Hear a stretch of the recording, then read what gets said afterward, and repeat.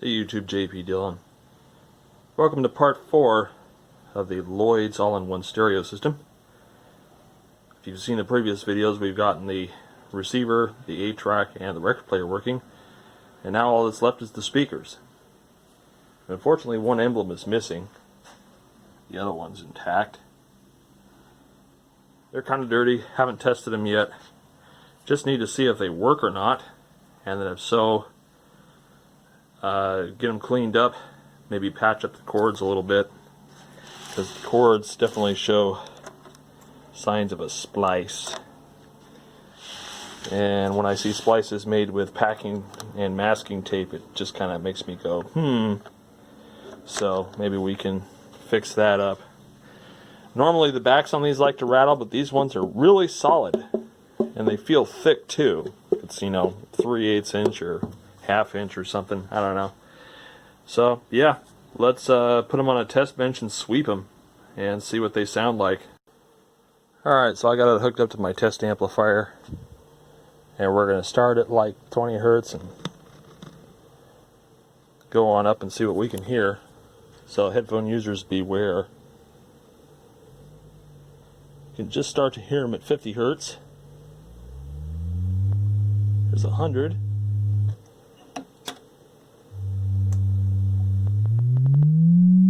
Start to light up at 200.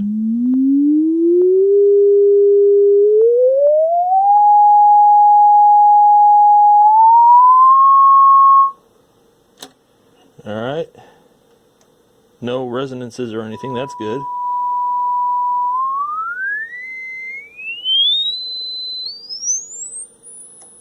Pretty solid up to 10K. And they start to roll off after about 13K. So this one's alright. Let's check the other one. Alright, so hooking the other one up, unfortunately this one makes no sound. So we need to find out if that's a function of our splice, or if the woofer inside is dead. I'm guessing it just uses a single full range speaker. I have backups and I have matching pairs, so that's, if we have to go to that, we can. But first of all, let's get behind that splice and see if there's something about the splice that's causing it to malfunction. Alright, so thankfully, getting past the splice, we hear that there's a tone there. So that's good. Let's start it down low like the other one.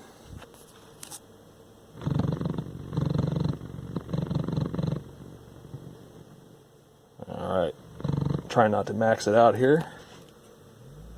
50, 100.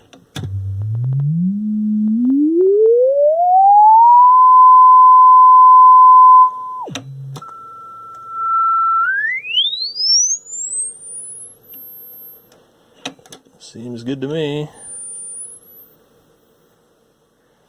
So I think we just need to put some cables on here, and then these should be good to go. So let's just make sure that we have enough cord on them, and then let's attach some RCAs to them. Okay, I found some more kinks and breaks in the wire, so basically rather than breaking this open and risk splintering the back or causing a resonance, I'm just going to splice it right in here. So I've soldered some new cable to it, and we're just going to cover these ends with string tubing, and then we'll cover the whole shebang.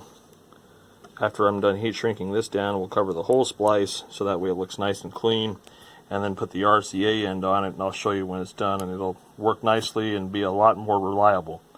Okay, so here's the RCA jack I put on. It's just a nice ring connector, and most importantly,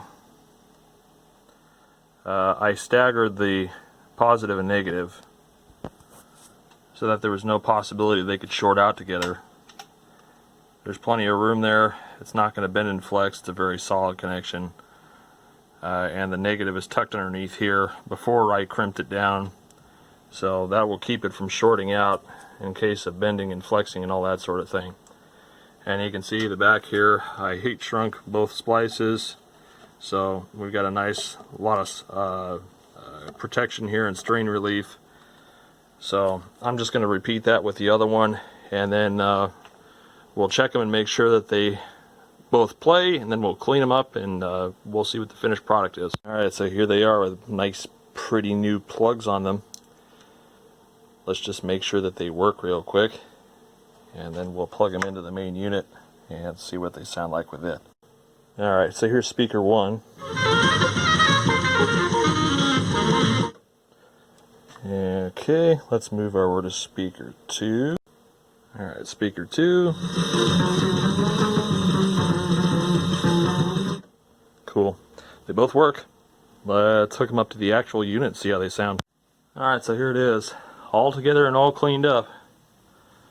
I cleaned up the cabinets and did some Scott's liquid gold on them. Brushed and vacuumed the grills, colored in that missing badge there so at least it doesn't stand out so much. But yeah, this is looking pretty good. I like the way this turned out.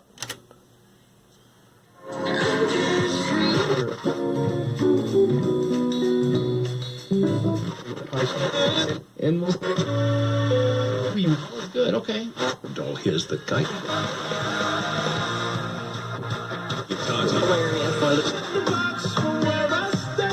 I think.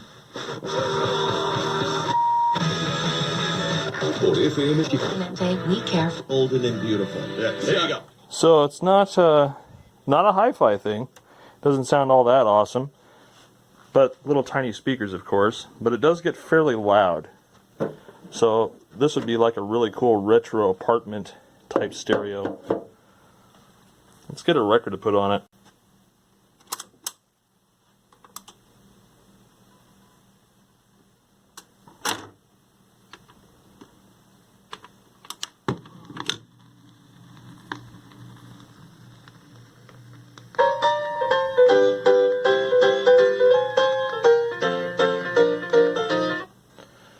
Alright, so that's going to give me a nice little copyright strike.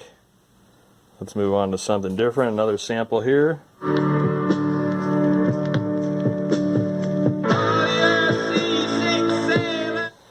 Pretty cool. Alright, so let's see how the 8-track sounds.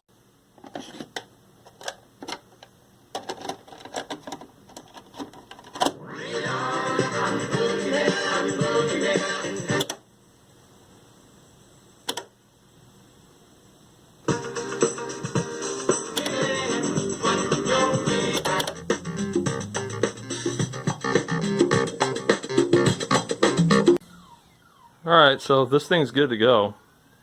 Pretty cool little set.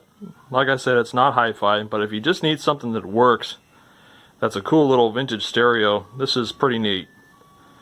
Not sure what I'm going to do with this. It'll probably go up on the chopping block and then somebody else can enjoy it.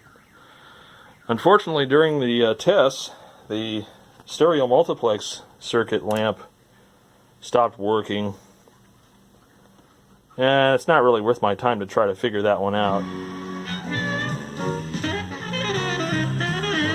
Still decoding in stereo just fine, but for whatever reason the lamp circuit stopped working. However, the rest of it is pretty sweet. So, hope you guys enjoyed watching this series. It's just another set of equipment that's not going to hit the landfill. So if I decide to, maybe you'll see it on eBay. If I don't, maybe I'll stick it somewhere. That's for you to find out. Thanks for watching.